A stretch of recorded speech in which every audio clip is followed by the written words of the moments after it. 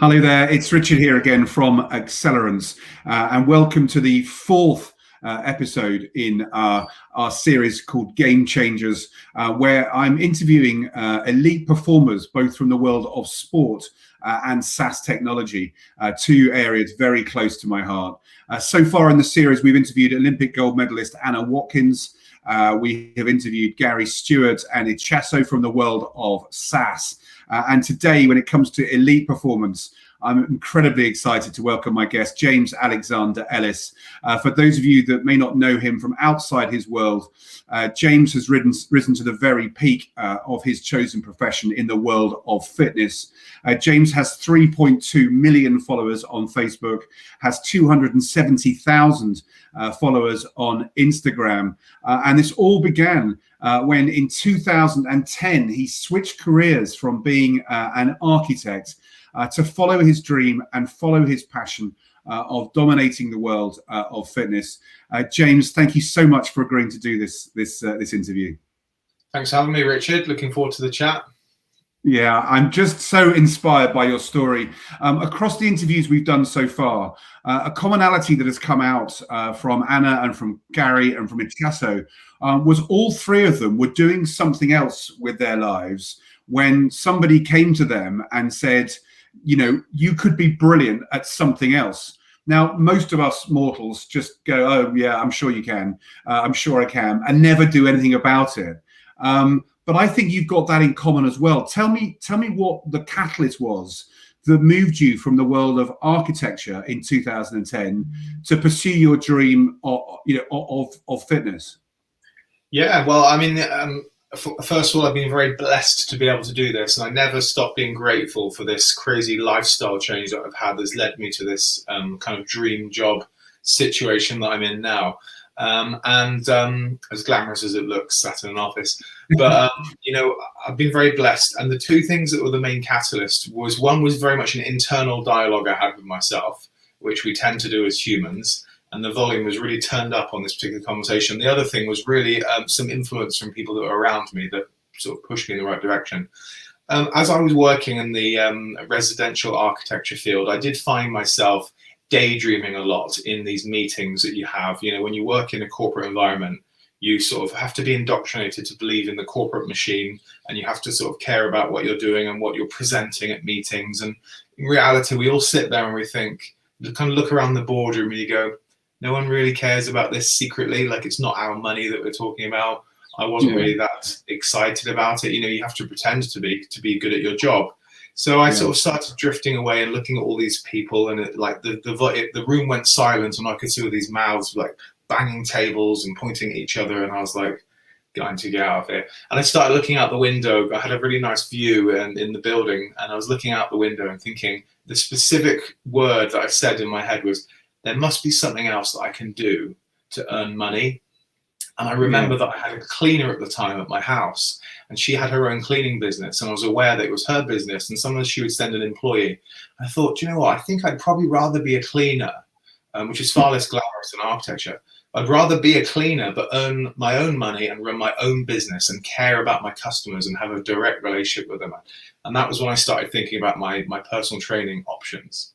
Yeah, fantastic. And I think if there's a message that runs through this Game Changer series to people who are listening and watching, it's you know, if you have a dream and you are frustrated. And I remember when in a far younger life, someone said to me, if you don't want your boss's job, then you're in the wrong career. Does that resonate with you? Absolutely. In fact, that was one of the other things that I thought. I started looking at my line manager. I was on the cusp of being promoted to design manager in my office. It was probably about a year away, and there was another maybe 10 grand salary involved, which back then was quite a lot. And I looked at my technical director, who had another 20k salary, and I looked at both of their jobs and what they did in the office, and you know, how stressed they were and all this. And I was just thinking, no, it's not for me. It's not worth the time and the investment. I'd already put in quite a few years of time in that niche.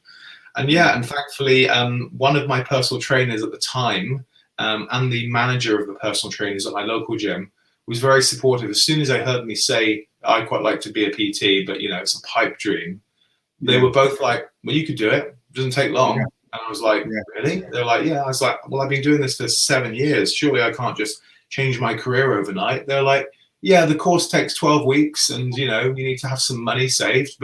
And then I remember Emma, my mentor, she said to me, I'll give you a job here straight away. You just need the public liability certificate. It wasn't just about getting requalified. It was having the legal documentation, as with everything in the Western world, to make sure I was insured to be a trainer. So she said, you know, go through this process of A to B and I'll give you a job straight away in this gym. It was the very gym that I was even training at. So it was my home territory.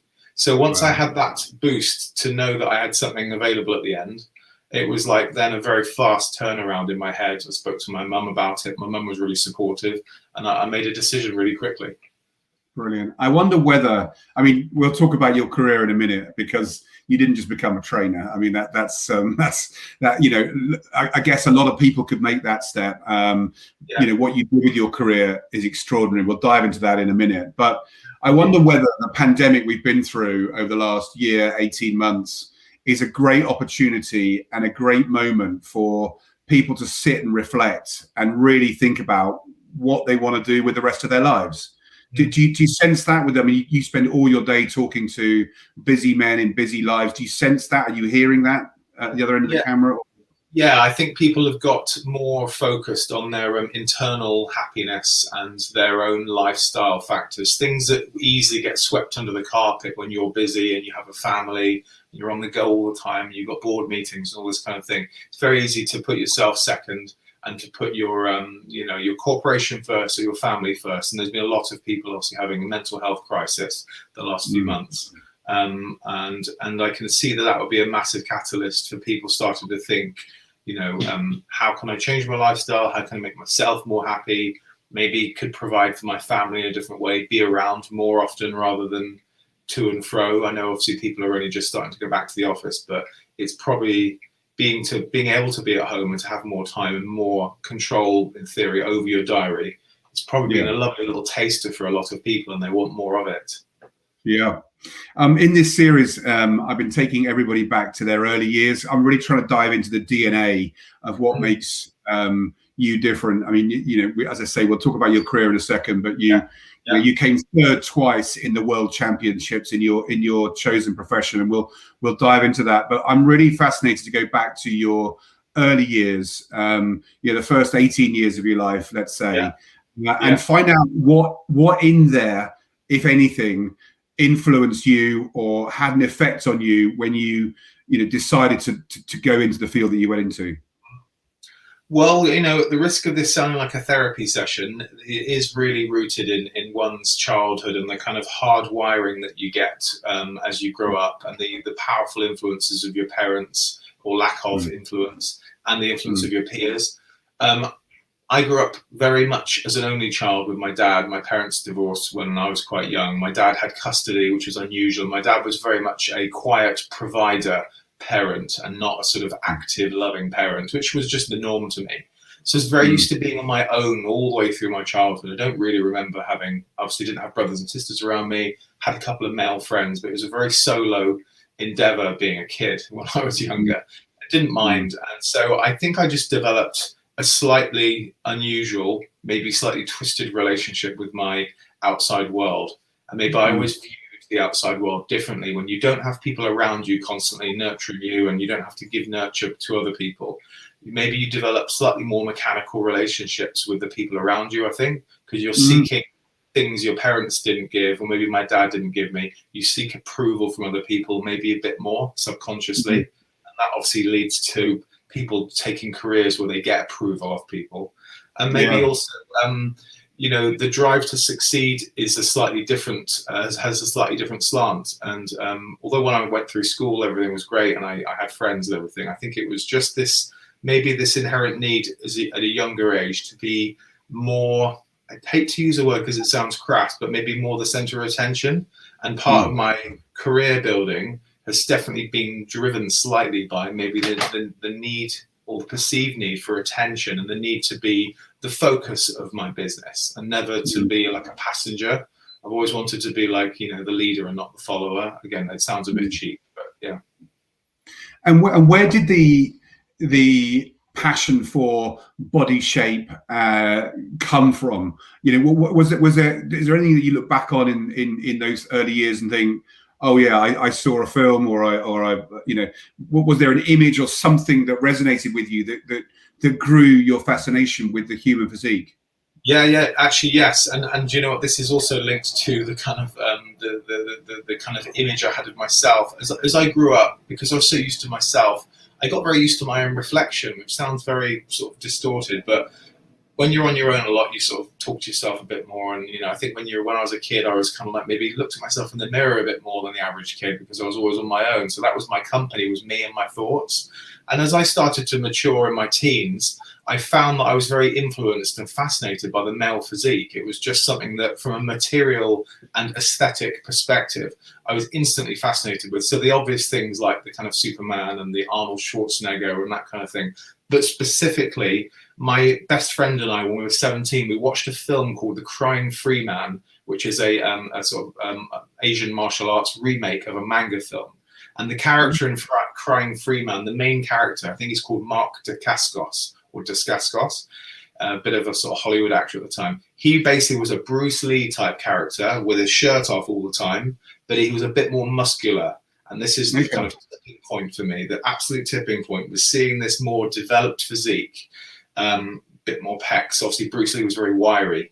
Mark was like a bit more cover model looking, a bit more like how Brad Pitt looks in Fight Club. And that just totally, like, that just hooked me. And my best mate and myself started working out in his bedroom with our home weight kits, because we literally said to each other, I want to look like that. That guy looks amazing. Wow. And that was it. That was it. And then from then on, it was, I had icons and inspirations in front of me constantly for years after.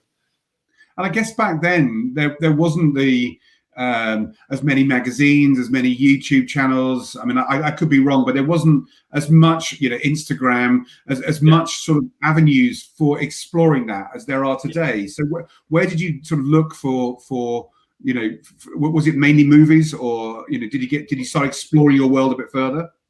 Yeah, I moved very quickly on to buying what I would now crassly call muscle magazines. Not as dodgy as they sound, and it was basically a magazine called Muscle and Fitness magazine. And basically in the industry, you have like the hardcore bodybuilding magazine, which is called Flex, which I think is still around today. And that was like, it had the veiny, angry bodybuilder on the front doing a bicep curl. And then you had Men's Health magazine, which had like the pleasingly aesthetic kind of like tennis player or model. And then you had Muscle and Fitness, which sat in the middle, which had the really well-built, stacked guy that was a bodybuilder, but was presented much more like a pretty model on the cover. And those magazine covers just totally resonated. And I was like, always bought Muscle and Fitness. I always had the cover model there motivating me. That was like my dream. It wasn't thinking about a Ferrari. I didn't really care for cars. It was to look like and have that physique. And so, yeah, it was various cover models on that magazine over the years. And occasionally, as soon as we had the advent of camera phones, which I probably had one when I was like 19 or 20, I would take a photo of the image, try and get a perfect square shot of the image, and then that would be my wallpaper on my phone, or I'd share it with my friends. And obviously some of my friends thought it was very weird, but I had a topless man on my phone. And you were obviously able to visualize your dream very early. And I think let's go back now to your step from architecture into fitness. And with huge respect, I think, you know, had you just become a PT, we probably wouldn't be talking today. But your story took an extraordinary change. And I think for those people who are outside of your world and don't know you, and by the way, millions of people in the world do know you, which is extraordinary. Just to put into context, you know, you went from a PT and you kind of got a bug to get involved in this world of WBFF, which is World Beauty, Fitness and Fashion. And explain the step from, you know, I don't want to say just being a PT, because I think PTs are incredible, and are modern day therapists. I think for people that have, you know, they do so much more than just work on your fitness. How did you go from being a PT and suddenly thinking, do you know what? I don't want to just be a PT. I want to be the best of the best in my game. Well, it was partly an identity crisis, I think. What happened was, without wanting to touch on too much historical stuff, during my time as an architect, I played around with some part-time work as being a DJ. and I was really dance music. I've been really obsessed about my love of dance music and going out clubbing. And I'd started doing some DJing on a very sort of part-time basis, and that quite took off in my early 20s, just before this fitness craze really took over. And I got used to going around and doing some DJing in the nightclubs and really enjoying interacting with people and kind of being like center of attention and being like the creator and the kind of the orchestrator. So this DJing thing became a real big hobby of mine whilst I was getting myself in shape and whilst I had a PT. So when I made the switch to being a personal trainer, what really happened was that I kind of gave up the DJing because the hours were they clashed. It was like you'd be in the gym early on a Saturday, but you'd be out DJing in one of the clubs in Birmingham till like 4 a.m. So I kind of gave up my DJ thing.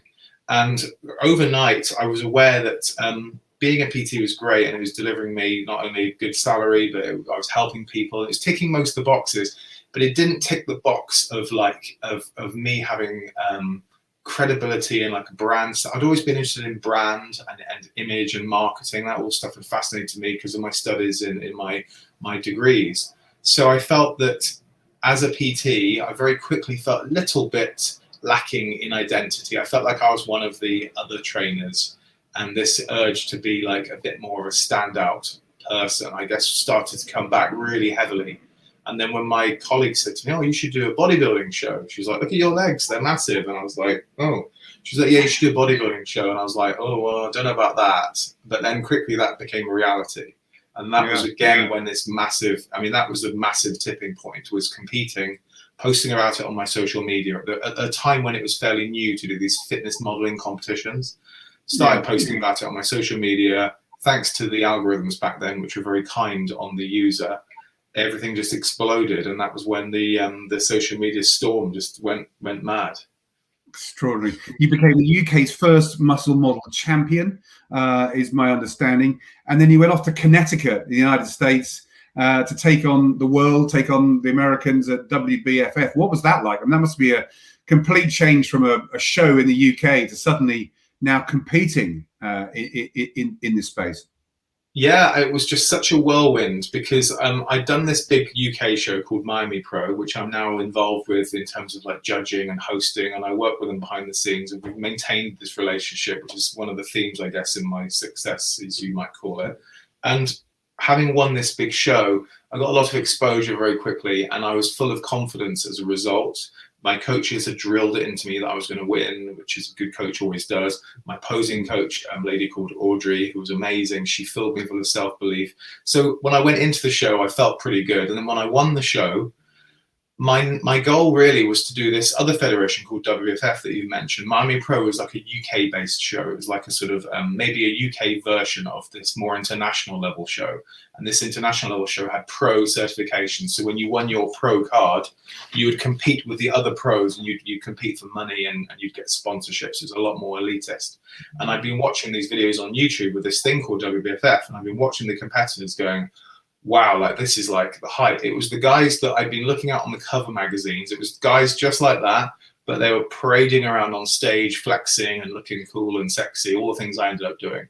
And I just remember watching it in, it was like August 2011.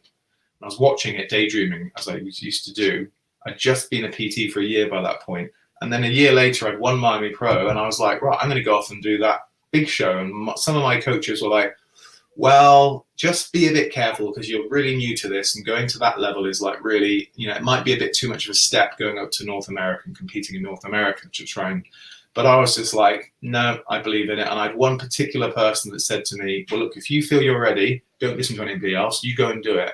And there's a guy called Sean Stafford who became a bit of a mentor to me, and it was his word in my ear that really then made me go, right. And I booked flights. I spent all my money on this. This was like the most expensive hobby in the world at the time. Spent all my money, and I jetted off to Connecticut at just 2 weeks' notice on the back of this UK win. And I won that show. So I was like, it was just, it was pretty, it turned around very fast. And can that become a career? I mean, could you be a PT and do this as a hobby, or are there people who do WBFF full time? Yeah, it's a really good question. In the industry, I think in any industry which is focused around appearance and fitness, health, things like the fashion industry, the beauty industry. It's full of people who are trying to make it big time, but don't, because it's very hard to become like a full-time model and get paid for it. There's a waiting list of people that will do it all for free if they can, because as humans, we like to be successful and we want gratification, we want exposure. So there's a lot of people now in all niches doing things cheap or for free. And it was the same in the bodybuilding industry, even back then, but not so much as it is now. Back then, it was considered that the best you might hope for is to win money at your shows, maybe a few hundred or a few £1,000s for a show win, and have a professional sponsorship contract, which is really what I was going for, where you would have a modest monthly salary and you'd be retained to be the ambassador for a relevant company, like a supplement company or a clothing company. These days, it's much, much harder, because there are far more people like me doing what I was doing back 10 years ago. But when I was doing it, it was on the table for someone that had got successful and had a social media following as well. And so people who don't know the world can be clear. We're not talking here about Schwarzenegger in a pair of Speedos and, who's got the biggest muscles and the biggest veins and the biggest neck. That's not what WBFF is about, is it? No, they pride themselves on being the kind of the first bodybuilding type federation that started to deliver more of an experience for the audience and more of a beauty pageant type presentation. So the males would not only appear in their swimwear, which was fairly respectable square cut swimwear, so not the little thong that bodybuilders wear, slightly more beach friendly, and having a evening wear round, which gave it more of a fashion theme. So you'd come on and you present yourself in a nice suit or something that looked a bit more like club wear or something like that. They had fairly relaxed rules on how you interpreted that. And they would play music, and the whole theme on the stage was a lot more audience friendly and a lot less stiff. And the guys look like humans, unlike the kind of some of the bodybuilders that look a bit alien. So there's disconnect between the crowd and the bodybuilders. So this is something that WFF really sort of came up with about 10 years ago. And the first show I won, Miami Pro, they adopted that style. And now this is pretty much the norm around the world. If someone, if a young guy or a young girl aspires to do what they might call a fitness competition, they don't really mean bodybuilding. They'll do this slight hybrid version, which is, you train as a bodybuilder, but you present yourself in a slightly more of a kind of marketable way. And it's all about marketability, I think. And that was the thing that was exploding when I got into this. And that was the bandwagon I got on at just the right time, evidently. Fantastic. When you came back to the UK in 2012, you got a phone call from the owner of Fit Media, the YouTube channel, who said they were awarding you the body of 2012. Now, when I did my research and chatted to you about that, I'm thinking in 2012 it was the London Olympics. There were quite a few, bodies around, but out of that recognition, you got 2 million views on YouTube just out of that one piece of recognition. That must have been a complete thrill, wasn't it?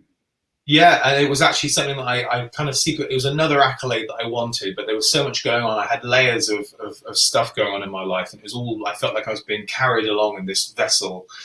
And basically, Jeff, the guy that runs Fit Media, I knew that he had a successful channel because he had sort of talent spotted me at one of the earlier events, at one of the workshops that we were preparing for these events. And he came along and he showed me his channel, and I was like, oh yeah, I subscribed to this channel. And I'd seen that he'd had this thing called the Body of 2010. It was a guy called Roger Snipes, who I met at an expo, and I'd found him very motivating and inspiring. And I remember saying, I want to do what you've done. I want to look like you, kind of thing.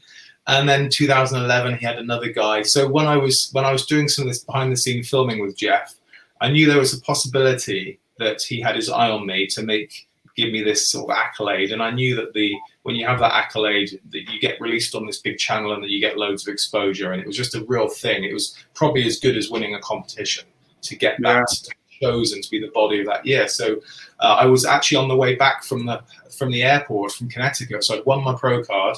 I was driving back from Heathrow. I remember I was on the M4 and the phone rang and Jeff went, "Hi champ, how's it going? Congratulations." Because everyone had been watching social media.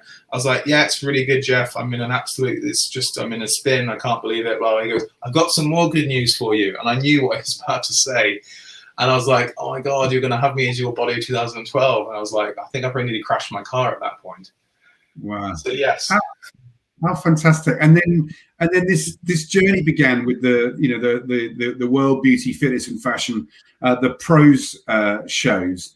Yes. Between 2012 and 2017, I think my understanding is right. You were never out of the top 10 on the planet that were competing here, and twice you came third. Is that right? Yeah, that's correct. It was my first show. So having won this pro card in Connecticut, the next thing is the judges say, obviously because these shows, they're running a business, so they want to encourage people to compete. You have to have athletes and you have to have spectators. They said, you did great, you've won your pro card, you're now actually able to come and compete at World Championship level with all the other pros from all the other countries. And I was like, oh my God, this is crazy. So I went straight into a prep for August that year. I did Worlds, as they call it, Worlds 2012, and I came 7th in my lineup. Sean Stafford, my kind of mentor, he won. So he won for Great Britain. And then I just did it every year then for the next 4 or 5 years, gradually improving each time, listening to judging feedback. I changed my category slightly to change from fitness model to muscle model. Muscle model is just a little bit bigger than a fitness model.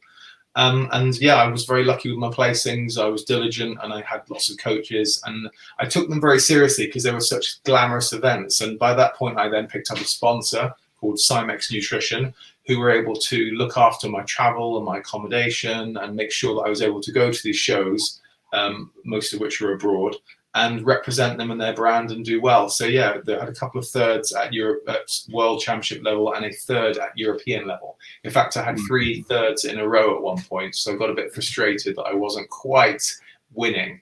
But I was very satisfied with third. As you know, at the top of sporting level, especially if it's a judged sport, not a points-based sport, it's completely subjective. The difference between the top 3 is what do you prefer?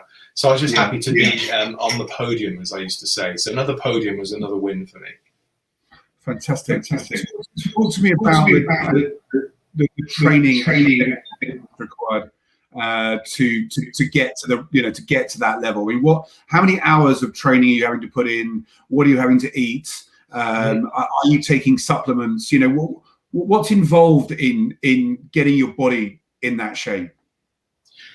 Well, I mean, it becomes completely obsessive and it becomes a bit of a solo endeavor, which you can imagine it suited me perfectly. This whole thing kind of suited my personality and this hard wiring I'd had since I was a kid. You spend a few years obviously developing yourself to the point where people look at you and go, oh, you could do a bodybuilding competition. So you kind of know you look fairly good when you start the journey.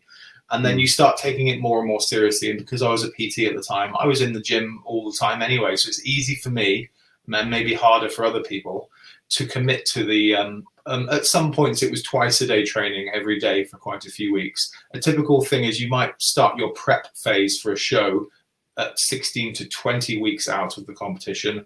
And you'd start to just do a little bit more and more as time goes on. The idea in most cases is to bring the body fat down to the point where you have virtually no body fat, which is challenging and it goes against sort of human physiology, really. So that's why you have to get very obsessed about your diet and count calories. And there was a lot of missing of social events and my friends being quite understanding that this was my new thing. And that, because I think they saw me being successful in it, I was able to justify taking it more seriously. And a couple of summer holidays were cancelled, and but the crazy thing is that people at the time were very like, oh, I'm sorry you've got to go through this, and I'm sorry you've got to eat that way. And I was like, do not be sorry, I'm enjoying every moment of this. It was all done by choice, this is all something I chose to do.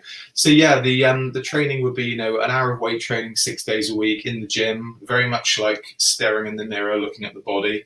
And lots of cardio, because the cardio was done as a way to sort of get the last bits of body fat off. What we would call sort of slow treadmill walking, which is a bodybuilder's favorite trick. You pick a treadmill, put it onto an incline, put your music in, and just tread on this incline for like an hour a day. It got very monotonous, but you just burn off that last little bit of body fat. The average Joe wouldn't want to do that system for losing weight because it's not very efficient when you've got lots to lose. But when you've only got a last little bit, you get very obsessed with your morning or evening cardio, and you just have to get it done. And then the idea is that you're then ready for the stage and you get your tan on and your trunks and you're good to go. And is the tan sunbeds, or is it decent holidays, or or is it fake? Is it out of a bottle? Yeah, it's very, very much applied at the last minute in a spray booth, and it's crazy. If you saw me with it on now, I would look really quite mahogany or orange, but the colours are designed perfectly so that on the very bright stage lighting, which you'd see at one of these events, which is a bit like the lighting you'd see on a Broadway show, lots of very big halogen lights pointing down at you. It then perfectly washes out the colour so that you end up just looking really nice, dark brown, like you've been on holiday all year. And all the competitors are tanned by a professional tanner. It's all done at the sort of host hotel at whatever country it is. And obviously there's an associated cost with all this stuff. You know, your sponsor either pays for it, but someone has to pay the tanners. And the female competitors have their hair and makeup done. So the host hotel becomes awash with competitors on that weekend. And you have all this prep. But what I would do is I would make sure I'd had some sun exposure. Usually these big world championship shows were in the middle of the summer. So I would have been outside getting my base tan, because we were always told that the browner you are, the less weird it'll look when we spray on this dark tan over the top. How interesting. And then in 2000 and is it 2018? Let's fast forward to there. Your ultimate dream came true. I'm going to see if I can share my screen here and add in what I want people to see. And that takes us back to Muscle and Fitness, which was the magazine that you looked at, in the early days. I'll just see if I can get there. And there is your final dream of being the cover athlete on Muscle and Fitness UK. I mean, that's not an image that's enhanced, is it? That's no. I remember seeing. I knew the photographer actually just by chance, because you get to network with the industry, and I knew the photographer, and I remember he was sharing as we were taking the photos behind the scenes, he was sharing them with me on the back of the camera, as photographers do, and I was like, oh, that looks good. And I remember he sent me all the proofs. I was able to have some influence in which image I preferred. The editor also had a choice. We did them with black shorts on, and we did them with jeans on. The jeans was a bit more of a kind of maybe trendy fashion look, and the black shorts was to look a bit more gym. And I remember that I think I preferred the jeans ones, but the torso thing looked the same. And I just remember he sent me the unedited images. And the only real editing that he actually did was that when you zoom in on a high definition image, you can see, like, because bodybuilders tend to take off their body hair, so you're completely smooth for obvious reasons. And I remember he sort of zoomed in and said, oh, I'll have to just touch up some of these little stubbly bits of hair and like a couple of spots on your chest. And we were really zooming right in. And I was like, oh, great. You don't plan to do any actual morphing or shading. It was all really basic stuff. So I've actually still got some of the original images. I'm pleased to say that was me standing in a studio. Absolutely. About 10 kilos heavier, I think, maybe 15 kilos heavier. And then, again, I'm going to try and zoom in on this, but this will give people a kind of view here of your competition history. And down the bottom there, the images of you in competition. I mean, it really is an extraordinary visual spectacle, isn't it? Yeah, and those are all WBFF photos. They made a lot of effort for the background. The stage was quite deep and wide, and it was usually done in some kind of large auditorium. I think the largest crowd I sort of performed to was about 1,000, and maybe the smallest might have been 200 to 300. So it was always a lively audience, and as you can see, the lighting was always different at different shows. You got different photographers sometimes taking photos, so you end up with this collection of content that looks similar, but each photo has its own characteristics. Extraordinary. And this world has taken you through the world of coaching, and the reason I'm bringing this up is obviously the sort of before and after pictures, which I'm guessing most people are watching this video, and you're the after, and I'm kind of the before. But some of the work you've done with coaching people here is extraordinary. The shape change that people have had, but you also had a chance to meet David Beckham. Yeah, one of the many spin-offs of this social media presence, which I built up again, which went very quickly. It's I picked up what you might call a media agent, who would then be someone that would look after my relations with sponsors and companies. And I started doing work with film houses. I think it was because, from a kind of this modern term, influencer or fitness influencer, from an influencer you. I represented somebody that would be suitable to sort of maybe do a bit of PR with the kind of action films, and so I'd get invited to premieres along with like the media team, and then I'd go to the premiere, and on my social media I'd be like, hey everyone, I'm at the premiere for such and such film. In the case of David Beckham, it was the King Arthur one that Guy Ritchie did, Legend of the Sword, I think it was called, and that was literally walking up the red carpet, almost rubbing shoulders with the stars, and the idea is that I think it was Warner Brothers. They would basically speak to my agent about me producing some content on my social media that would tie in with the film. So I was flown off to do some sword play and like archery and stuff, things that were in the film, and we actually recreated scene from the film with all the like professional cameras, and then I posted that on my social media, so my fans are like, oh look, this is really fun, look all this stuff, and then the spin-off is then go and watch the movie. So it's really like very much a promotional project. And then obviously when I was at the premiere, David Beckham is in the film, and he was walking along with the other VIPs. So I was able to freely just walk up to him and go, oh hi David, nice to meet you, well done with your one line in the movie, and I'm a big fan, obviously, like every male in the UK. And my girlfriend at the time was insistent that we got a photo, and she was very like, she grabbed him and was like, pose for a photo please, and she starts clicking away. So that was a highlight, certainly. And then you can see images there of your advertising work. There's you on the red carpets. I mean, it really has been an extraordinary journey, hasn't it? That you decided not just to be, military medium, average. You decided that you wanted to be the very best you could be in your chosen profession. Yes, definitely. And, just seeing these images, I forget about all the things I've done. And there's like foreign countries there. There's Dubai, that's Sweden at the top. There's expos. And I think one of the things for me, it was never really driven by money. And although I ended up at certain points doing well out of this, I had lots of different income streams. I had like the coaching, and I had teaching people how to pose, and I had sponsorships and various things and speaking gigs. None of it was really ever about the money. And I remember whenever I was negotiating about a fee, I was never a hardball negotiator. It was like, first and foremost, I was pleased with the opportunity because I was passionate about what I was doing and speaking about. And obviously this whole thing about, I liked being under the lens, and I liked being on stage in the focus point. So it was definitely never really driven by money. I mean, going back to the first decision to change the career, it was maybe driven by the desire for a lifestyle change. But, at the end of it, it's all become something which was more about all these different opportunities, and feeling very blessed the whole time that this was this journey that I've been on. And today you're training people, and I know you're a much sought after trainer. You've got, as I said at the top, you've got 3.2 million followers on Facebook, 270,000 followers on Instagram. I'm conscious of time and how much time we've got left. I'd really like to sort of wrap up with talking about what is it in your DNA, what is it inside you that took you from personal architecture into PT, into dominating your world. Today you are a judge, you're an influencer, you work with dozens of clients in your field. What is it about you? What was the drive in you? What is in your DNA that made you do that? I think if I could summarize a couple of traits, it would be, I find it very easy to become obsessive about things that I'm interested in or passionate about. I get obsessive about my hobbies. Although I love bodybuilding and looking great, my current favorite hobby the last 3 years has been cycling. I've got bikes all over my house, and I'm obsessed about cycling, which is very much a sort of middle-aged man's trait.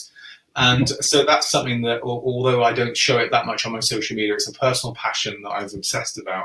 And I can see this pattern in my life. When I get really interested in something, I obsess about it and I learn a lot. I think what I did with the fitness stuff was I turned the obsession into the ability to research and read and work out who were the people around me that I needed to transport me forwards. Because I know that success rarely happens in isolation. So although I was a sort of isolated type person, and fiercely independent, which I guess I'll go on to next, I was very aware that I needed the right people around me, the right coaches, the right talent spotters. And I think because when I was younger, I had this kind of slightly unusual relationship with the outside world. I think I was able to leverage my connections in my network when I realized I had someone near me that was going to be useful, as harsh as that sounds. I would build that relationship. And I think it was key springboards and relationships during this career that I leveraged. It was always a symbiotic relationship, of course, and all successful relationships have to be. So I think the obsession element and learning to sort of leverage my network to my benefit. And the other thing I think was just being this fiercely independent, emotionally independent person. I just couldn't handle the need to be such a team player all the time when you're in a corporate environment. It's not for everyone. We always say team player this, team player that. There's some people want to be calling the shots and doing their own thing and not have to worry about other people too much. So I think that those are probably the main two traits in my DNA that have basically got me to where I am and still keep me thriving being self-employed. I also sense a kind of two words that come to mind when I'm thinking about you. We obviously talked before. Is there's a certain sense of restlessness of not being happy with this, with the not accepting second best, not being happy with the norm, and a curiosity that once you're interested in something, you research it and as you say, you obsess about it and dive deep into understanding it further. Yeah, definitely. I mean, and that's probably slowed down a little the last couple of years. And anyone that follows me can see that there was a phase where social media to me was everything, and I was posting constantly. It was all about me, and it was about my clients, but it was mostly about me and my journey and trying to motivate people.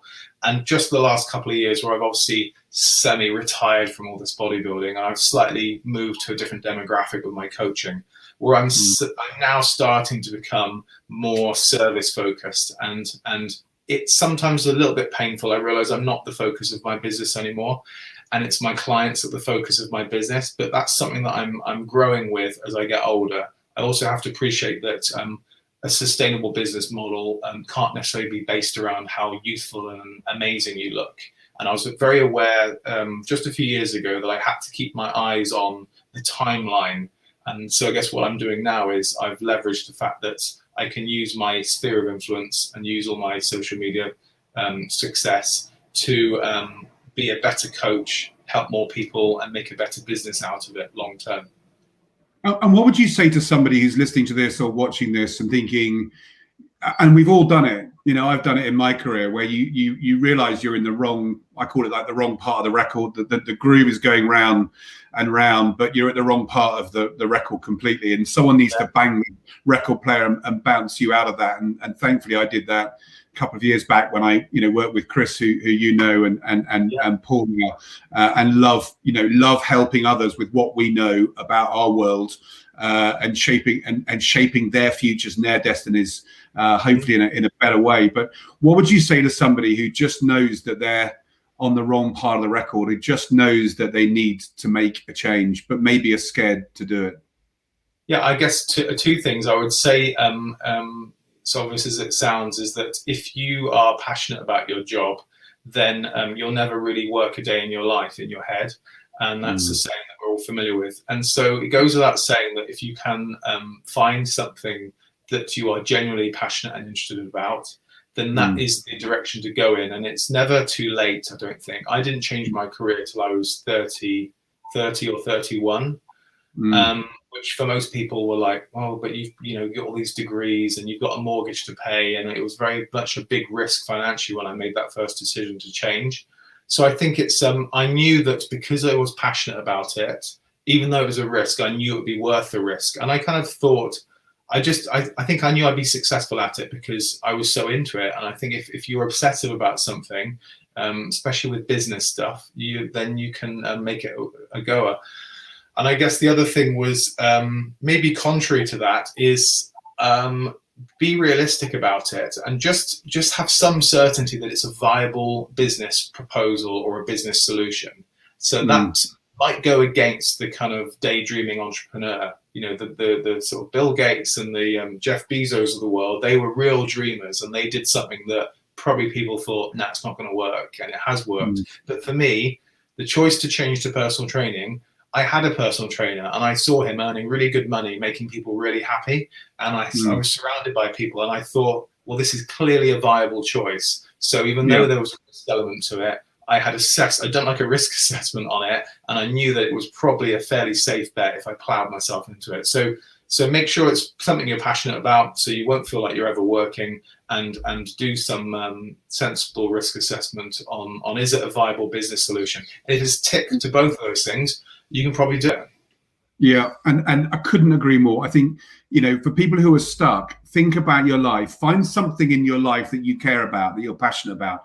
I'm, 2 decades beyond, where you are, James. But, I look back on my life and always wanted to be in broadcasting, always wanted to be a sports broadcaster, journalist. I look at people who've got, I look at Simon Mayo and DJs and sports presenters, and I that's what I wanted to be.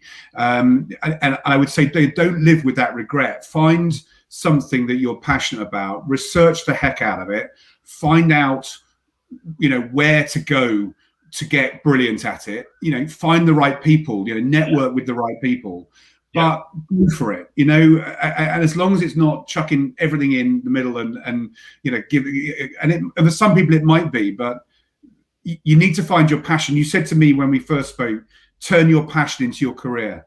And that's it, isn't it?